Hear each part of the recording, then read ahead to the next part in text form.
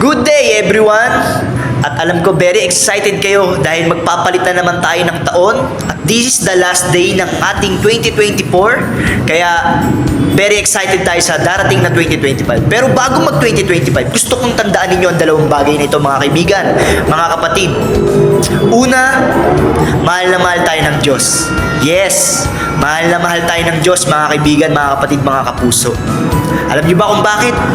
Dahil sa kabila ng ating karumihan, sa kabila ng ating mga pagkakasala, no? Especially sa paningin ng ating Panginoong Diyos, no? Minahal tayo ng Diyos.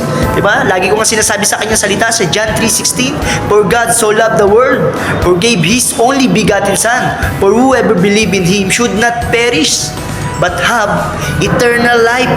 Wow! Praise God, no? Purihin natin ang salita ng Diyos. Diba? Ganun tayo minahal ng Diyos sa pamamagitan ni Jesus, sa pamamagitan ni Kristo Jesus, no? Iminahal niya tayo. Diba? He died on the cross because of our sin. At ganun tayo pinili ng Diyos. At ganun tayo minahal ng Diyos. Kaya dapat piliin mo rin ang Panginoong Diyos. This coming 2025, dapat willing kang mag-sacrifice para sa Panginoong Diyos. Kung si Kristo is nag-sacrifice at ang Diyos ay nagsakripisyo din para sa iyo, ibinigay niya ang kanyang bugtong na anak na si Kristo, ay ganun ka rin dapat, kapatid. Kung hindi mo nabigyan ng panahon ng Diyos nitong mga nakaraang taon, this time, sa 2025, ibigay mo naman yung para sa Panginoong Diyos, yung the best na paglilingkod, no, sa mga nagsiserve, di ba? And pangalawang bagay na dapat nating matandaan, mga kapatid, kung piling mo walang nagmamahal sa iyo, kung piling mo lagi ka na lang nasasaktan at walang pumipili sa iyo, kapatid, balik ka lang lagi sa number 1 natin. Mahal na mahal ka ng Diyos. Kasi wala naman tayong ibang babalikan di ba? Talikuran man tayo ng mundo, baliwalain man tayo ng mundo, especially ng mga taong nakapaligid sa atin, tandaan natin, mahal na mahal tayo ng Diyos. At ang Lord willing tayong tanggapin sa kabila ng ating karumihan. Di ba? Ganun tayo kamahal ng Diyos. Di ba? Kaya nga ibinigay niya si Kristo Di ba? Para tayo mismo is hindi na maghirap.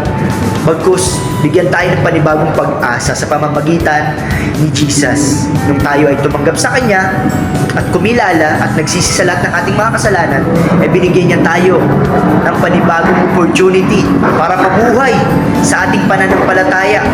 Pananampalatayang sinusunod ay ang ating Panginoong Jesucristo at tinitignan ng ating Panginoong Jesucristo. Kaya this coming 2025, mga kapatid, sana mas bigyan mo ng panahon at oras ang ating Panginoong Diyos. Kung hindi ka masyadong nakakapag-serve sa Kanya, sana this time, 2025, ibigay mo na the best para sa Panginoon. Amen? Kung may mga goal ka, lagi mo tandaan na mayroong magandang plano ang Diyos. No? Kapag inuna mo ang Diyos, uunahin ka rin ng Lord sa lahat ng mga hinihingi mo sa Kanya. Hindi man agad ibigay, pero lagi mong antayin. Diba? Intayin mo yung timing lagi ng Lord. Kasi hindi naman agad-agad ibibigay ang isang bagay na hinihingi mo. So yun lang yung dalawang bagay na dapat natin tandaan. Happy New Year everyone. Diba? And God bless to all. No?